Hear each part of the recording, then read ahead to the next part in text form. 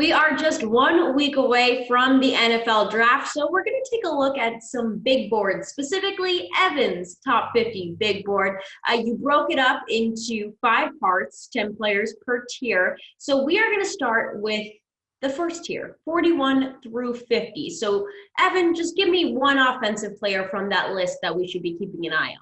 Yeah, absolutely. So the idea of the big board is 50 players that fit the Patriots in particular.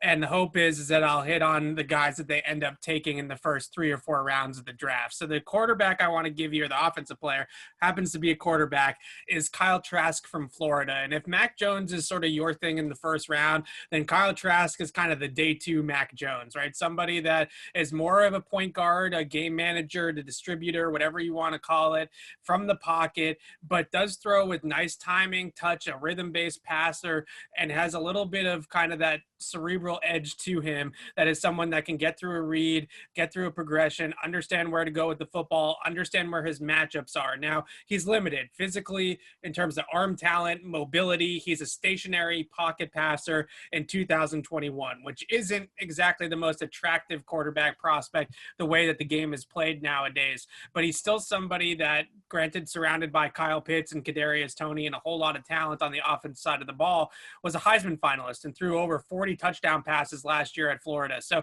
I think he is somewhat of a slept-on prospect at this point, just because he doesn't have those dominant physical traits that people tend to be attracted to. But still, if you're looking for that game manager, somebody that throws the ball with good touch down the field, Kyle Trask is a nice option for you somewhere in the second or the third round. Okay, now how about a defensive player?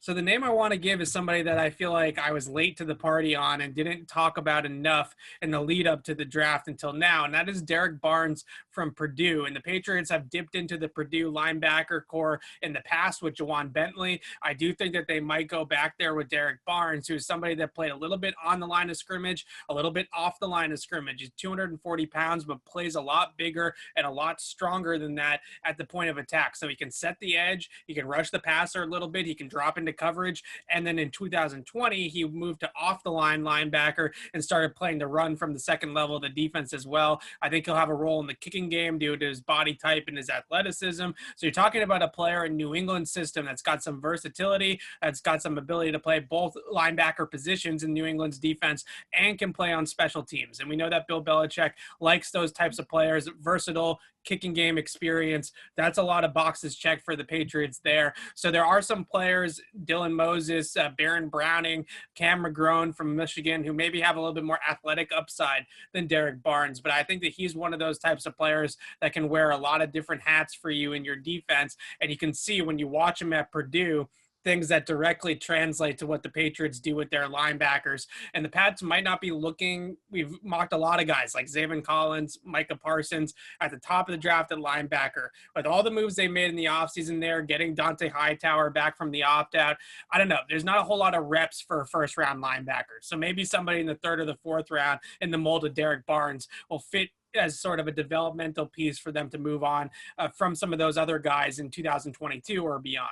Right, and we've talked about that before, just kind of looking to the future rather than someone that can be used immediately, because who knows how long Dante Hightower will be around. We don't know.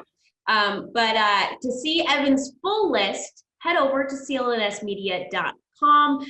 Give his articles a ton of love because he put a ton of work into them.